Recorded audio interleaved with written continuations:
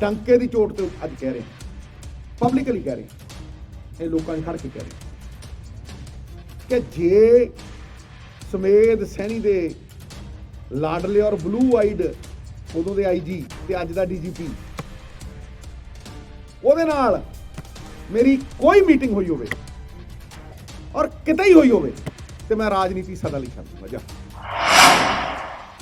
ਕਠਪੁਤਲੀਆਂ ਵਾਂਗ ਨੱਚਦੇ ਹੋ ਤੁਸੀਂ ਉਹਨਾਂ ਦੇ ਹੱਥਾਂ 'ਚ, ਉਹ ਬਾਹਾਂ ਮਰੋੜਦੇ ਆ, ਈਡੀ ਦੀਆਂ ਰੇਡਾਂ ਪਾਉਂਦੇ ਆ ਤੇ ਤੁਹਾਨੂੰ ਨਚਾਉਂਦੇ ਆ। ਪਹਿਲਾਂ ਇੱਕ ਦਾ ਟਰਸਟ ਸੀ ਉਹਦਾ ਚੀਫ ਮਿਨਿਸਟਰ ਦਾ ਤੇ ਉਹਦੇ ਨਾਲ ਉਹਦੇ ਸਨ ਇਨ ਲਾਅ ਦੇ ਉੱਤੇ ਈਡੀ ਦੀਆਂ ਰੇਡਾਂ ਪਈਆਂ ਤੇ ਉਦੋਂ ਬਾਅਦ ਆਵਾਜ਼ ਨਿਕਲੀ ਉਹਦੀ ਤੇ ਉੱਥੇ ਹੀ ਖੜਾ ਰਿਹਾ ਸ਼ਾਹ ਸਾਹਿਬ। ਜੇ 1.5 ਕਰੋੜ ਟੀਵੀ ਕਨੈਕਸ਼ਨ ਹੈ ਤੇ ਸਰਕਾਰ ਨੂੰ 50 ਵੀ ਆਵੇ ਤੇ ਮਹੀਨੇ ਦਾ 150 ਕਰੋੜ ਹੋ ਗਿਆ। ਫਿਰ ਇਹ ਬਲੈਕਮੇਲ ਕਰਦਾ। ਇਹ ਜੁਝਾਰ ਹੁਣ ਭੱਜਿਆ ਜਾਂ ਭਜਾਇਆ ਮੈਨੂੰ ਨਹੀਂ ਪਤਾ, ਕਹਿੰਦੇ ਦੌੜ ਗਿਆ ਜੀ। ਇਹਦੇ ਕੋਲ ਜਾਂਦਾ ਸੀ ਫਾਇਦਾ? ਇਹਨਾਂ ਦੀ ਆਪਸ 'ਚ ਗੱਟੀ ਸੱਟੀ ਕਿਹਦੀ ਸੀ? ਮੈਂ ਤੇ ਪੰਜਾਬ ਨੂੰ ਜਿਤਾਉਣ ਦੀ ਗੱਲ ਕਰਦਾ ਔਰ ਉਹ ਮੈਂ ਕਰਦਾ ਰਹੂੰਗਾ, ਐਂਡ ਤੱਕ ਲੜਦਾ ਰਹੂੰਗਾ। ਔਰ ਜਿਹੜਾ ਚੋਰ ਆ ਉਹਨੂੰ ਚੋਰ ਕਹੂੰ, ਜਿਹੜਾ ਡਾਕੂ ਆ ਉਹ ਡਾਕੂ ਕਹੂੰ, ਜਿਹੜਾ ਤਸਕਰ ਆ ਉਹਨੂੰ ਤਸਕਰ ਕਹੂੰ ਔਰ ਠੋਕੂ, ਟਿਕਾ ਕੇ ਠੋਕੂ। ਬਾਦਲ ਨੇ ਚਰਨਜੀਤ ਚੰਨੀ ਦੀ ਕੋਠੀ ਦਾ ਕਾਬਜ਼ ਦਾ ਉਹਨਾਂ ਦਾ ਆਰੋਪ ਲਗਾਇਆ ਕਿ ਸਿੱਧੂ ਸਾਹਿਬ, ਰੰਧਾਵਾ ਸਾਹਿਬ ਤੇ ਚੰਨੀ ਸਾਹਿਬ ਮਿਲ ਕੇ ਬਿਕਰਮ ਸਿੰਘ ਮਜੀਠੀਆ ਦੇ ਉੱਪਰ ਝੂਠਾ ਜਿਹੜਾ ਮੁਕੱਦਮਾ ਦਰਜ ਕਰਾਉਣਾ ਚਾਹੁੰਦੇ ਆ। ਪਹਿਲੀ ਗੱਲ ਤੇ ਇਹ ਮੇਰੀ ਘਰ ਵਾਲੀ ਨੇ ਇਹਦਾ ਨਾਂ ਰੱਖਿਆ ਸੀ ਸਰਦਾਰ ਸੁਖਬੀਰ ਸਿੰਘ ਬਾਦਲ ਦਾ ਵੀ ਇਹਨੂੰ ਅਵਾਰਡ ਮਿਲਣਾ ਚਾਹੀਦਾ ਹੈ ਇਸ 100 ਸਾਲਾਂ ਦੀ ਸੈਂਚੁਰੀ ਦਾ ਸਭ ਤੋਂ ਵੱਡਾ ਗੱਪੀ ਹੈ। ਵੇਖ ਲਓ ਹੁਣ ਮੈਂ ਤਾਂ ਨਹੀਂ ਕੁਝ ਕਿਹਾ, ਤਾੜੀ ਆਪੇ ਮਾਰੀ ਹੈ ਨਾ। ਇਹ ਪੱਕ ਗਿਆ ਨਾ, ਇਹਨਾਂ ਗੱਲਾਂ ਕਰਕੇ ਹੀ ਪੱਕਿਆ। ਵੇਖੋ ਨਾ ਤੇ ਮੈਂ ਕਦੇ ਸੌਹਾਂ ਖਾਧੀਆਂ, ਨਾ ਮੈਂ ਕਦੇ ਵਾਅਦੇ ਕੀਤੇ ਕੋਈ ਕਹਦੇ, ਤੇ ਨਾ ਹੀ ਮੈਂ ਕਦੇ ਵੋਟਾਂ ਮੰਗੀਆਂ। ਮੈਂ ਇਸ ਗੁਰੂ ਦੀ ਨਗਰੀ ਜਦੋਂ ਆਇਆ ਸੀ ਨਾ, ਮੈਂ ਕਿਹਾ ਸੀਗਾ ਮੈਨੂੰ ਮੰਗਣਾ ਨਹੀਂ ਆਉਂਦਾ, ਮੈਨੂੰ ਆਪਣਾ ਬਣਾ, ਸੁੱਖ ਦੁੱਖ ਦਾ ਸਾਂਝੀ ਬਣਾ। ਤੇ ਇਹਨਾਂ ਨੂੰ ਪੁੱਛ ਲਓ ਇੱਥੇ ਪਿਛਲੇ 10 ਸਾਲਾਂ 'ਚ 5 ਸਾਲ ਮੇਰੀ ਘਰ ਵਾਲੀ ਦੇ ਤੇ 5 ਸਾਲ ਮੇਰੇ ਸਮੂਹਿਕ ਵਿਕਾਸ ਕਿਸੇ ਇੱਕ ਬੰਦੇ ਦੇ ਉੱਤੇ ਜੇ ਨਵਜੋਤ ਸਿੰਘ ਸਿੱਧੂ ਨੇ ਪਰਚਾ ਪਵਾਇਆ ਹੋਵੇ ਨਾ ਤੇ ਰਾਜਨੀਤੀ ਛੱਡ ਦੂਗਾ। ਪਹਿਲੀ ਗੱਲ ਤੇ ਇਹ ਇੱਕ ਤੇ ਕਦੇ ਨਹੀਂ। ਦੂਜੀ ਗੱਲ, ਪਿਛਲੇ 50 ਸਾਲਾਂ ਦੇ ਵਿੱਚ ਜਿੰਨਾ ਵਿਕਾਸ ਹੋਇਆ, ਜੇ ਪਿਛਲੇ 5 ਸਾਲ 'ਚ ਉਹਨਾਂ ਨਾਲੋਂ ਜ਼ਿਆਦਾ ਨਾ ਹੋਇਆ ਹੋਵੇ ਤੇ ਮੈਨੂੰ ਨੀਵੇਂ ਥਾਵੇਂ ਪਾਇਓ। ਮੈਂ ਅੱਗੇ ਹੋਰ ਕਹਿ ਰਿਹਾ, ਅਸਲੀ ਰੱਬ ਦੀ ਦਿੱਤੀ ਬਖਸ਼ਿਸ਼ ਤੇ ਹੁਣ ਹੋਈ ਹੈ, ਪ੍ਰਧਾਨ ਬਣੇ ਆ ਤੇ ਮੈਂ ਅਗਲੇ 5 ਸਾਲਾਂ 'ਚ ਕਹਿਣਾ ਕੱਲਾ ਵੇਰਕਾ ਹਲਕਾ ਔਰ ਕੋਈ ਢੋਂਗ ਨਹੀਂ, ਕੋਈ ਸਵਾਂਗ ਨਹੀਂ, ਕੱਲਾ ਵੇਰਕਾ ਹਲਕਾ ਵਿਜ਼ਨ ਦੇ ਨਾਲ, ਪਲੈਨਿੰਗ ਦੇ ਨਾਲ ਜੇ ਅਗਲੇ 5 ਸਾਲ 'ਚ ਅਗਲੇ 100 ਸਾਲ ਦਾ ਵਿਕਾਸ ਨਾ ਕਰਿਆ ਤੇ ਨਵਜੋਤ ਸਿੰਘ ਸਿੱਧੂ ਨਾਲ ਕਹੀ ਜਾਓ। ਇਹ ਦੇਖੋ ਉਹਨੇ ਆਪੇ ਵਧੀਆ, ਮੈਂ ਨਹੀਂ ਕਿਹਾ। ਦੂਜੀ ਗੱਲ, ਹੁਣ ਮੈਂ ਤੁਹਾਨੂੰ ਇਹਦੀ ਸੁਖਬੀਰ ਬਾਦਲ ਦੀ ਗੱਲ ਦਾ ਜਵਾਬ ਦਿੰਦਾ। ਵੇਖੋ ਮੈਂ ਡੰਕੇ ਦੀ ਚੋਟ ਤੇ ਅੱਜ ਕਹਿ ਰਿਹਾ, ਪਬਲਿਕਲੀ ਕਹਿ ਰਿਹਾ, ਇਹ ਲੋਕਾਂ 'ਚ ਖੜ ਕੇ ਕਹਿ ਰਿਹਾ ਕਿ ਜੇ ਸਮੇਧ ਸੈਣੀ ਦੇ ਲਾਡਲੇ ਔਰ ਬਲੂ ਆਈਡ ਉਦੋਂ ਦੇ ਆਈਜੀ ਤੇ ਅੱਜ ਦਾ ਡੀਜੀਪੀ ਉਹਦੇ ਨਾਲ ਮੇਰੀ ਕੋਈ ਮੀਟਿੰਗ ਹੋਈ ਹੋਵੇ ਔਰ ਕਿਤੇ ਹੀ ਹੋਈ ਹੋਵੇ ਤੇ ਮੈਂ ਰਾਜਨੀਤੀ ਸਦਾ ਲਈ ਛੱਡ ਦੂੰਗਾ। ਜਾ ਇਹਨੂੰ ਕਹੋ ਠਹਿਰ ਹੁਣ ਕਹਿਤੀ ਗੱਲ ਸਦਾ ਲਈ। ਇਹ ਕਹਿੰਦਾ ਨਾ ਮੀਟਿੰਗ ਹੋਈ, ਫਲਾਨਾ ਹੋਇਆ, ਢਮਕਾਨਾ ਹੋਇਆ। ਹੁਣ ਮੈਨੂੰ ਇਹ ਦੱਸੇ, ਇਹ ਮੈਂ ਤਾਂ ਇਹ ਗੱਲ ਕਹਿਤੀ ਕਿ ਜਿਸ ਬੰਦੇ ਨੇ ਤੈਨੂੰ ਕਲੀਨ ਚਿੱਟ ਦਿੱਤੀ ਐਜ਼ ਆਈਜੀ, ਸੁਮੇਧ ਸੈਣੀ ਦਾ ਆਈਜੀ, ਤੈਨੂੰ ਕਲੀਨ ਚਿੱਟ ਦਿੱਤੀ ਤੇ 2 ਸਿੱਖ ਮੁੰਡਿਆਂ ਨੂੰ ਸਾਜ਼ਿਸ਼ ਦੇ ਤਹਿਤ ਗ੍ਰਿਫਤਾਰ ਕੀਤਾ ਬੇਅਦਬੀ ਦੇ, ਤੇ ਫਿਰ ਬਾਅਦ 'ਚ ਛੱਡਿਆ, ਥੁੱਕ ਕੇ ਚਟਿਆ, ਰੁਪਿੰਦਰ ਤੇ ਜਸਪਿੰਦਰ, ਠੀਕ ਹੈ, ਉਹਨਾਂ ਕੋਲ ਅਸੀਂ ਗਏ 5 ਮੰਤਰੀ। ਅੱਜ ਮੈਂ ਕਹਿਣਾ ਠੋਕ ਕੇ ਕਿ ਜਿਹੜੀ ਈਡੀ ਦੀ ਰੇਡ ਪਈ ਹੈ ਜੁਝਾਰ ਦੇ, ਗੁਰਦੀਪ ਜੁਝਾਰ ਦੇ, ਉਹ ਕੌਣ ਹੈ ਗੁਰਦੀਪ ਜੁਝਾਰ? ਹੈ ਇਹ ਦੇਖ ਪਿੱਛੋਂ ਕਹਿ ਰਿਹਾ ਪੀਏ, ਇਹ ਮੈਂ ਕਹਿ ਰਿਹਾ ਇਹਦਾ ਬੇਲੀ ਹੈ। ਉਹਦੀ ਮੌਲ ਢਾਣ ਵੀ ਗਿਆ ਸੀ ਮੈਂ, ਔਰ ਮੈਂ ਉਦੋਂ ਕਾਨੂੰਨ ਬਣਾ ਕੇ ਲੈ ਕੇ ਆਇਆ ਸੀ ਐਂਟਰਟੇਨਮੈਂਟ ਟੈਕਸ ਵਾਲਾ, ਵੀ ਮੈਨੂੰ 1 ਰੁਪਿਆ ਟੈਕਸ ਲਾਣ ਦਿਓ ਇਹ ਜੁਝਾਰ ਦੇ ਕੰਪਿਊਟਰਾਂ ਦੇ ਉੱਤੇ ਹੱਥ ਪਾਉਣ ਦਿਓ, ਇਹਨੂੰ ਸਜ਼ਾ ਦੇਣ ਦਿਓ। ਕਰੋੜਾਂ ਰੁਪਇਆ ਪੰਜਾਬ ਦਾ ਸਰਵਿਸ ਟੈਕਸ, ਸੈਂਟਰ ਦਾ ਸਰਵਿਸ ਟੈਕਸ ਤੇ ਪੰਜਾਬ ਦਾ ਵਿੱਚ ਹੀ ਹੁੰਦਾ, ਉਹਦੇ 'ਚ 30-40%। ਇਹ ਚੋਰ ਹੈ, ਠੀਕ ਹੈ।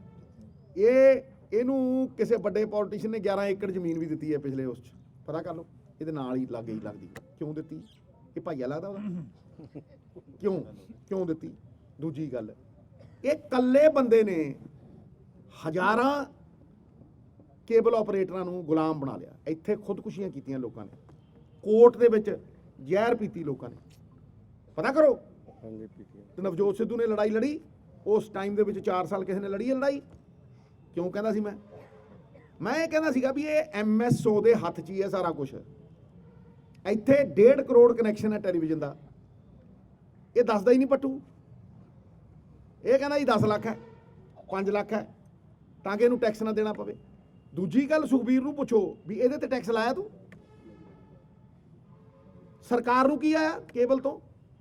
ਜੇ 1.5 ਕਰੋੜ ਟੀਵੀ ਕਨੈਕਸ਼ਨ ਹੈ ਅੱਜ, ਔਰ ਤੁਸੀਂ ਜਿਵੇਂ ਸਰਵੇ ਕਰਾਉਂਦੇ ਹੋ ਗਰੀਬ ਅਮੀਰ ਦੀ, ਜੇ 1.5 ਕਰੋੜ ਟੀਵੀ ਕਨੈਕਸ਼ਨ ਹੈ ਤੇ ਸਰਕਾਰ ਨੂੰ 50 ਵੀ ਆਵੇ ਤੇ ਮਹੀਨੇ ਦਾ 150 ਕਰੋੜ ਹੋ ਗਿਆ।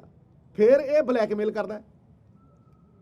ਇਹ ਜੁਝਾਰ ਹੁਣ ਭੱਜਿਆ ਜਾਂ ਭਜਾਇਆ ਮੈਨੂੰ ਨਹੀਂ ਪਤਾ, ਕਹਿੰਦੇ ਦੌੜ ਗਿਆ ਜੀ, ਘਰ ਹੀ ਐਡਾ ਵੱਡਾ ਹੈ ਵੀ ਇੱਧਰੋਂ ਉੱਧਰ ਸਰੂੰਗਾਂ ਪਤਾ ਨਹੀਂ ਕਿੰਨੀਆਂ ਬਣਾ ਰੱਖੀਆਂ ਨੇ, ਦੌੜ ਗਿਆ। ਠੀਕ ਹੈ, ਇਹਨੂੰ ਇਹ ਪੁੱਛੋ ਵੀ ਇਹਨੇ ਕਿੰਨਾ ਟੈਕਸ ਦਿੱਤਾ। ਜੇ ਉਹ ਕੰਪਿਊਟਰ ਨੂੰ ਹੱਥ ਪਾਉਣ ਦਿੰਦੇ, ਕਹਿੰਦੇ ਜੀ ਪ੍ਰੈਜ਼ੀਡੈਂਟ ਕੋ ਭੇਜਾਂਗੇ, ਸਜ਼ਾ ਨਹੀਂ ਦੇਣੀ। ਮੈਂ ਕਿਹਾ ਭਾਈ 6 ਮਹੀਨੇ ਘਟਾ ਲਓ, ਪ੍ਰੈਜ਼ੀਡੈਂਟ ਕੋ ਕਿਉਂ ਭੇਜਾਂਗੇ ਕਾਨੂੰਨ ਨੂੰ? ਉਹ ਕਾਨੂੰਨ ਗੇੜੇ ਖਾਂਦਾ ਰਿਹਾ LRਾਂ ਦੇ, ਇਹਨਾਂ ਨੇ ਲੱਗਣ ਦਿੱਤਾ ਕਿਉਂਕਿ ਉਹ ਕਿਹਦੇ ਕੋਲ ਜਾਂਦਾ ਸੀ ਫਾਇਦਾ? ਇਹਨਾਂ ਦੀ ਆਪਸ 'ਚ ਗੱਟੀ ਸੱਟੀ ਕਿਹਦੀ ਸੀ ਦੱਸੋ? ਜਿਹੜਾ ਲੱਥ ਗਿਆ। ਕਿਹੜਾ ਲੱਥ ਗਿਆ? ਹੁਣ ਕਟਪੁਤਲੀਆਂ ਵਾਂਗ ਤੂੰ ਨੱਚੇਗਾ। ਉਹ ਨਚਾਉਂਦੇ ਰਹੇ ਪਹਿਲਾਂ, ਇੱਕ ਚੀਫ ਮਿਨਿਸਟਰ ਨੂੰ ਨਚਾਉਂਦੇ ਰਹੇ, ਤੇ ਤੂੰ ਤਾਂ ਪਹਿਲਾਂ ਦਾ ਹੀ ਨੱਚਦਾ। ਜਦੋਂ ਖੇਤੀ ਕਾਨੂੰਨਾਂ ਦੀ ਹਾਏ ਹਾਏ ਕਰਨ ਗਿਆ ਸੀ ਤੂੰ ਪਾਰਲੀਮੈਂਟ ਦੇ, ਜਦੋਂ ਹੀ ਖੇਤੀ ਮੰਤਰੀ ਨਿਕਲਿਆ ਤੂੰ ਐ ਪਿੱਛੇ ਲਗੋਲਿਆ ਸੀ, ਲਗੋਇਆ ਸੀ ਨਹੀਂ? ਤਾਂ ਪੁੱਛੋ, ਕਿਸੇ ਨੂੰ ਪੁੱਛੋ, ਇੰਨੇ ਡਰਦੇ ਹੋ ਤੁਸੀਂ? ਕਟਪੁਤਲੀਆਂ ਵਾਂਗ ਨੱਚਦੇ ਹੋ ਤੁਸੀਂ ਉਹਨਾਂ ਦੇ ਹੱਥਾਂ 'ਚ। ਉਹ ਬਾਹਾਂ ਮਰੋੜਦੇ ਆ, ਈਡੀ ਦੀਆਂ ਰੇਡਾਂ ਪਾਉਂਦੇ ਆ ਤੇ ਤੁਹਾਨੂੰ ਨਚਾਉਂਦੇ ਆ। ਪਹਿਲਾਂ ਇੱਕ ਦਾ ਟਰਸਟ ਸੀ ਉਹਦਾ ਚੀਫ ਮਿਨਿਸਟਰ ਦਾ, ਤੇ ਉਹਦੇ ਨਾਲ ਉਹਦੇ ਸਨ ਇਨ ਲਾਅ ਦੇ ਉੱਤੇ ਈਡੀ ਦੀਆਂ ਰੇਡਾਂ ਪਈਆਂ, ਤੇ ਉਦੋਂ ਬਾਅਦ ਆਵਾਜ਼ ਨਿਕਲੀ ਉਹਦੀ, ਤੇ ਉੱਥੇ ਹੀ ਖੜਾ ਰਿਹਾ ਸ਼ਾਹ ਸਾਹਿਬ ਨਿਕਲਦੀ ਆਵਾਜ਼, ਤੇ ਸਿੱਧੂ ਦੀ ਉੱਥੇ ਵੀ ਨਿਕਲਦੀ ਆਵਾਜ਼। ਯਾਦ ਰੱਖੀ ਮੇਰੀ ਗੱਲ, ਜੇ ਨਵਜੋਤ ਸਿੰਘ ਸਿੱਧੂ ਨੂੰ ਕੋਈ ਡਰ ਹੁੰਦਾ, ਭੈ ਹੁੰਦਾ, ਤੇ ਨਵਜੋਤ ਸਿੰਘ ਸਿੱਧੂ ਇਦਾਂ ਖੁੱਲ੍ਹ ਕੇ ਬੋਲਦਾ? ਤੇ ਨਵਜੋਤ ਸਿੰਘ ਸਿੱਧੂ ਨੇ ਨਾ ਮੀਟਿੰਗਾਂ ਕਰਨ ਦੀ ਲੋੜ ਹੈ, ਨਾ ਮੀਟਿੰਗ ਕੋਈ ਕੀਤੀ ਹੈ। ਰਾਜਨੀਤੀ ਛੱਡੂ, ਜੇ ਤੂੰ ਇੱਕ ਵਾਰ ਪ੍ਰੂਵ ਕਰ ਦੇ ਵੀ ਸੁਮੇਧ ਸੈਣੀ ਦੇ ਲਾਡਲੇ IG ਨੇ ਜਿਹਨੇ ਤੈਨੂੰ ਕਲੀਨ ਚਿੱਟ ਦਿੱਤੀ, ਉਹਦੇ ਨਾਲ ਮੈਂ ਮੀਟਿੰਗ ਕੀਤੀ। ਇਸ ਵਿੱਚ ਇਹਨਾਂ ਨੂੰ ਫਿਰ ਡਰ ਸਤਾਉਣ ਲੱਗ ਗਿਆ, ਇੱਕ ਭੂਮਿਕਾ ਬਣਾਉਣੀ ਸ਼ੁਰੂ ਕਰਤੀ। ਇਹਨਾਂ ਨੇ ਕਿਹਾ ਵੀ ਅਸੀਂ ਅਕਾਲੀ ਦਲ ਪੂਰਾ ਜਿਹੜਾ ਪੰਜਾਬ 'ਚ ਜੇਲ੍ਹ ਭਰੋ ਅੰਦੋਲਨ ਸ਼ੁਰੂ ਕਰੇਗਾ ਜੇ ਇਸ ਤਰ੍ਹਾਂ ਦੀ ਕੋਈ ਕਾਰਵਾਈ। ਮੇਰੀ ਗੱਲ ਨੂੰ ਸੁਣੋ, ਮੈਂ ਤਾਂ ਕਦੇ ਕਿਹਾ ਨਹੀਂ ਵੀ ਮੈਨੂੰ ਜੇਲ੍ਹ ਦੇਣਗੇ, ਕੋਈ ਮੈਨੂੰ ਫੜਨਗੇ। ਚੋਰ ਦੀ ਦਾੜੀ 'ਚ ਤਿਨਕਾ ਹੁੰਦਾ, ਕਿਉਂ ਵੀ ਹੁੰਦਾ ਕਿ ਨਹੀਂ ਹੁੰਦਾ? ਹੁੰਦਾ ਨਾ। ਉਹ ਰਾਤ ਨੂੰ ਸੁੱਤਾ ਪਿਆ ਹੀ ਉੱਠ ਖੜਦਾ, ਕਦੇ ਇਹਨਾਂ ਨੂੰ ਲੱਗਦਾ ਸਿੱਧੂ ਕਦੇ ਕੋਈ ਹੋਰ। ਭਾਈ ਕਿਉਂ ਇਹ ਡਰ ਕਿਉਂ ਸਤਾਉਂਦੇ ਆ? ਮੈਂ ਤਾਂ ਕਦੇ ਕੁਝ ਕਿਹਾ ਨਹੀਂ, ਨਾਮ ਹੀ ਨਹੀਂ ਲਿਆ। ਮੈਨੂੰ ਦੱਸੋ ਨਾ ਕੀ ਪ੍ਰੋਬਲਮ ਹੈ? ਮੈਂ ਤਾਂ ਕਦੇ ਕਿਹਾ ਨਹੀਂ ਵੀ ਮੈਨੂੰ ਕੋਈ ਅਰੈਸਟ ਕਰਨ ਆ ਰਿਹਾ। ਜਿਹਨੂੰ ਡਰ ਹੈ ਇਹਦਾ ਮਤਲਬ ਉਹਨੇ ਕੋਈ ਨਾ ਕੋਈ ਚੋਰੀਆਂ ਕੀਤੀਆਂ ਹੋਈਆਂ ਨਾ, ਕਰਪਸ਼ਨ ਦੇ ਤਾਂ ਮਾਸਟਰ ਨੇ ਇਹ। ਸਾਹਿਬ ਤੁਸੀਂ ਬਾਰ-ਬਾਰ ਕਹਿ ਰਹੇ ਹੋ ਕਿ SIT ਦੀ ਰਿਪੋਰਟ ਸਾਰਵਜਨਿਕ ਹੋਣੀ ਚਾਹੀਦੀ ਹੈ, ਮੈਂ ਦੇਹ ਦਾਨ ਤੇ ਲਾ ਦੂੰਗਾ। ਤੁਹਾਨੂੰ ਬਾਰ-ਬਾਰ ਇਹ ਕਹਿਣਾ ਪੈ ਰਿਹਾ ਵੀ ਕਿਆ ਇੱਕ ਤੁਸੀਂ ਪੰਜਾਬ ਦੇ ਤੱਕ ਆਵਾਜ਼ ਚੁੱਕ ਰਹੇ ਹੋ? ਦੇਹ ਦਾਨ ਤੇ ਨਹੀਂ, ਦੇਹੀ ਦਾਅ ਤੇ ਪੰਜਾਬੀ 'ਚ ਪ੍ਰਾਂਤ ਨਹੀਂ, ਮੈਂ ਗੱਲ ਸਮਝੋ ਮੇਰੀ ਗੱਲ। SIT ਦੀ ਜਿਹੜੀ ਰਿਪੋਰਟ ਹੈ, ਸਿੱਟ ਦੀ ਰਿਪੋਰਟ ਹੈ ਜਿਹੜੀ, ਠੀਕ ਹੈ, ਉਹ ਕੋਰਟ ਨੇ ਮੰਗੀ ਤੇ ਕੋਰਟ ਨੇ ਕਿਹਾ ਐਕਸ਼ਨ ਲਓ। ਵੀ ਬੰਦ ਲਿਫਾਫੇ 'ਚ ਕਿਉਂ? ਜਦੋਂ ਕਹਿ ਰਹੇ ਐਕਸ਼ਨ ਲਓ, ਤੇ ਜੇ ਤੁਸੀਂ ਐਕਸ਼ਨ ਕੋਈ ਲਿਆ ਦੱਸੋ, ਨਹੀਂ ਲਿਆ ਤਾਂ ਵੀ ਦੱਸੋ, ਪਤਾ ਲੱਗੇ ਕਿ ਉਹਨੇ ਪਿਛਲੇ ਵਾਲੇ ਨੇ ਕੀਤਾ ਕੀ ਸੀ।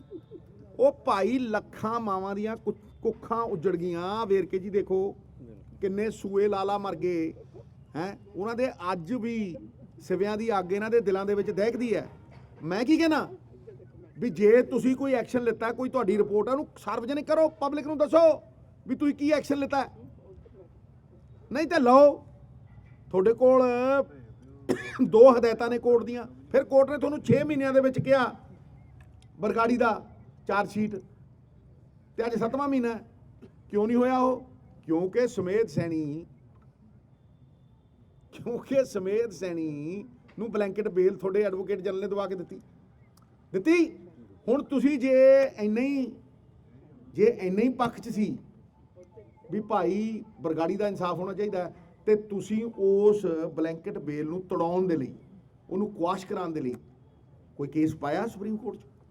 ਜੇ ਪਾਇਆ ਹੋਵੇ ਤੇ ਮੈਨੂੰ ਦੱਸ ਦਿਓ। 3 ਮਹੀਨੇ ਬੀਤ ਚੱਲੇ ਆ, ਇੱਥੋਂ ਹੀ ਪਤਾ ਲੱਗਦਾ ਤੁਹਾਡੀ ਮਨਸ਼ਾ ਕੀ ਹੈ। ਤੁਸੀਂ ਨਵਜੋਤ ਸਿੰਘ ਸਿੱਧੂ ਇਹ ਆਵਾਜ਼ ਚੁੱਕ ਰਹੇ ਨੇ, ਕਿਆ ਸਰਕਾਰ ਆਵਾਜ਼ ਨਹੀਂ ਸੁਣ ਰਹੀ ਨਵਜੋਤ ਸਿੰਘ? ਨਹੀਂ, ਇਹ ਗੱਲ ਨਹੀਂ ਹੈ। ਜਿਹੜਾ ਇਮਾਨਦਾਰ ਹੋਊਗਾ ਉਹ ਚੱਕੂਗਾ। ਗੱਲ ਤੇ ਇਹੀ ਹੈ ਕਿ ਬੰਦੇ ਦੀ ਆਵਾਜ਼ ਨਿਕਲਣ ਲਈ ਮੋਰਲ ਅਥਾਰਟੀ ਚਾਹੀਦੀ ਹੈ, ਇਮਾਨਦਾਰੀ ਚਾਹੀਦੀ ਹੈ, ਨੈਤਿਕਤਾ ਦੀ ਤਾਕਤ ਚਾਹੀਦੀ ਹੈ। ਨਹੀਂ ਤੇ ਪਰਾਏ ਪੁੱਤ ਫੱਟ ਬਾਂਹ ਮਰੋੜ ਦਿੰਦੇ ਆ, ਫੱਟ ਈਡੀ ਲਾਉਂਦੇ ਕਿ ਨਹੀਂ ਲਾਉਂਦੇ?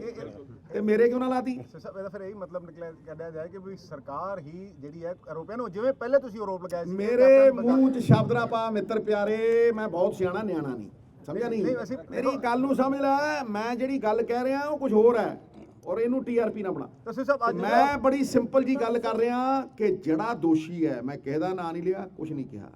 ਜੇ ਤੁਹਾਡੀ ਰਿਪੋਰਟ 'ਚ ਹੈ, ਹੁਣ 4.5 ਸਾਲ ਹੋ ਗਏ, ਤੁਸੀਂ ਕਹਿੰਦੇ ਬੰਦ ਲਿਫਾਫੇ 'ਚ ਪਈ, ਬੰਦ ਕਿਉਂ ਪਈ ਹੈ? ਕਿਹਦਾ ਡਰ ਹੈ? ਕਿਹਦਾ ਭੈ ਹੈ?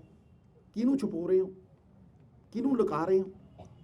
ਇਹ ਲੋਕਾਂ ਨੇ ਵੋਟਾਂ ਪਾ ਕੇ ਤੁਹਾਨੂੰ ਜਿਤਾਇਆ, ਦੱਸੋ ਲੋਕਾਂ ਨੂੰ, ਪਾਰਦਰਸ਼ਤਾ ਨਾਲ ਦੱਸੋ, ਟਰਾਂਸਪੇਰੈਂਸੀ ਨਾਲ ਦੱਸੋ, ਠੀਕ ਹੈ ਨਹੀਂ? ਸਭ ਅੱਜ ਅਰਵਿੰਦ ਕੇਜਰੀਵਾਲ ਜਿਹੜੇ ਟੀਚਰ ਬੈਠੇ ਮੋਹਾਲੀ ਟੈਂਕੀਆਂ ਤੇ ਬੈਠੇ ਆ, ਉੱਥੇ ਗਏ ਤਾਂ ਉਹਨਾਂ ਨੇ ਕਿਹਾ ਵੀ ਟੀਚਰਾਂ ਨੂੰ ਸਕੂਲਾਂ 'ਚ ਹੋਣਾ ਚਾਹੀਦਾ, ਉਹਨਾਂ ਦੀ ਥਾਂ ਟੈਂਕੀਆਂ ਤੇ ਨਹੀਂ। ਤੇ ਅਸੀਂ ਕੀ ਕਹਿੰਦੇ ਆ?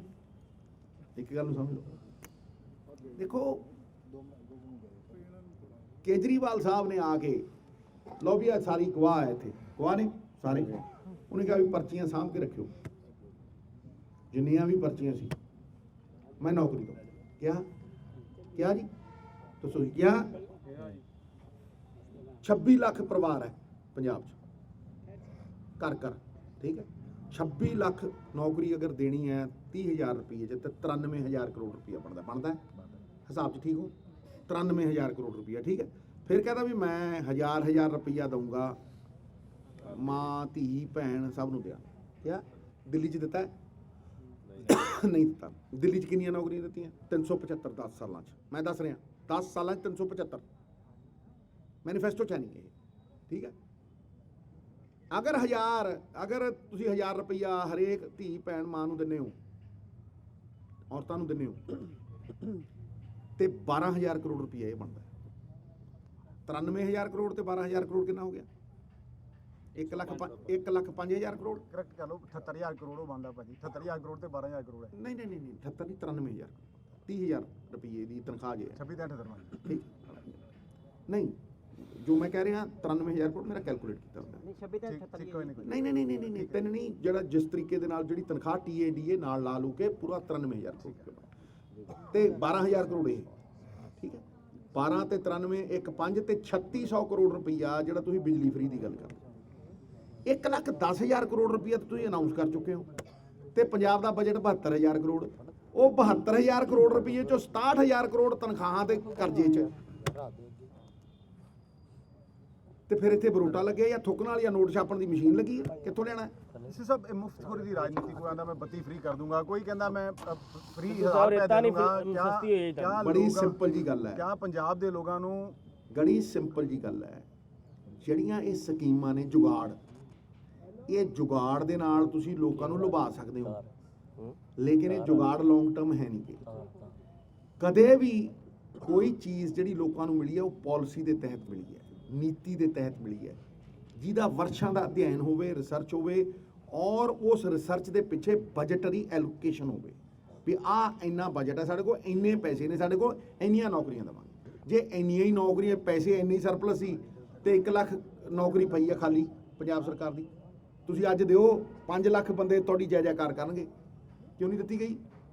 1,000 ਕਰੋੜ ਰੁਪਈਆ ਚਾਹੀਦਾ, ਸਾਰੇ ਟੀਚਰ ਘਰੇ ਬਹਿ ਜਾਣਗੇ, ਕੋਈ ਧਰਨਾ ਨਹੀਂ ਦੇਗਾ। ਤੇ 3,000 ਕਰੋੜ ਸਰਪਲਸ ਚਾਹੀਦਾ, ਜਿੰਨੇ ਕੱਚੇ ਨੇ ਉਹ ਪੱਕੇ ਹੋ ਜਾਣਗੇ, ਕੋਈ ਬਾਹਰ ਨਹੀਂ ਆਏਗਾ। ਸਭ ਚਰਚਾਵਾਂ ਇਹ ਨੇ ਮਜੀਠੀਆ ਜਿਹੜੇ ਨੇ ਪੂਰਬੀ ਹਲਕੇ ਤੋਂ ਇਲੈਕਸ਼ਨ ਲੜ ਸਕਦੇ ਨੇ ਤੁਹਾਡੇ ਖਿਲਾਫ। ਮੈਂ ਕਿਹਾ ਕੋਈ ਕਿਤੋਂ ਇਲੈਕਸ਼ਨ ਲੜੇ, ਕੌਣ ਰੋਕਦਾ? ਜਿਹੜਾ ਮਰਜ਼ੀ ਜਿੱਥੋਂ ਮਰਜ਼ੀ ਲੜੇ। ਮੈਨੂੰ ਵੀ ਕਹਿੰਦੇ ਸੀ ਉੱਥੋਂ ਲੜ ਲੈ ਤੇ ਮੈਂ ਕਿਉਂ ਲੜਾਂ? ਜਿਨ੍ਹਾਂ ਲੋਕਾਂ ਨੇ ਮੈਨੂੰ ਇੱਜ਼ਤ ਦਿੱਤੀ ਹੈ, ਜਿਨ੍ਹਾਂ ਲੋਕਾਂ ਨੇ ਮੈਨੂੰ ਅਗਰ ਜੀ ਸਿੱਧੂ ਨੂੰ ਬਾਹਰੋਂ ਲੜਾਓ, ਕਿਉਂ ਲੜਾਵੇ ਸਿੱਧੂ? ਸਿੱਧੂ ਨੇ ਤਾਂ ਮੰਤਰਾਲੇ ਛੱਡਤੇ।